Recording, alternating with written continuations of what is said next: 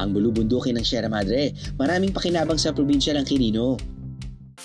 Bukod sa malaking tulong ito sa turismo, nagsisilbi rin itong proteksyon laban sa mga bagyo. Higit sa lahat, ang bulubundukin ito ang nagsisilbing tahanan ng mga katutubong dumagat.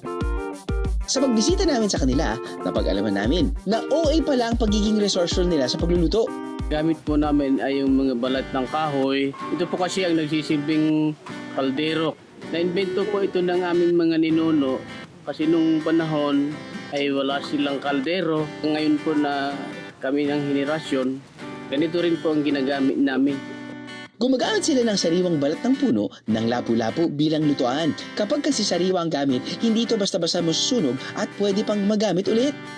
Ang kadalasan po na niluluto namin po dito, yung mga isda, ganun. Tapos yung mga karne, ganun, at saka kanin. Ang mga naluto nila sa ganitong paraan, tinatawag nila na binisbis. Pero sa araw na ito, masusubok ang kakaibang paraan nila ng pagluluto. Ang malakalderong balat ng puno, kaya rin bang magbisto ng oven para maluto ang pizza na ito? Ipinatong ang pizza sa balat ng kahoy. Tsaka ito itinupi para matakpan ang ibabaw ng pizza. Gumamit ng mga kawayan at alambre para maisara ang balat ng kahoy. At saka ito isinalang sa baga ng 5 minuto. Oh, what do you think, Beros? Maluto kaya ito? Para sigurado, naisipan ng mga katutubo na patungan din ng baga ang taas na parte ng balat ng kahoy. At ang resulta,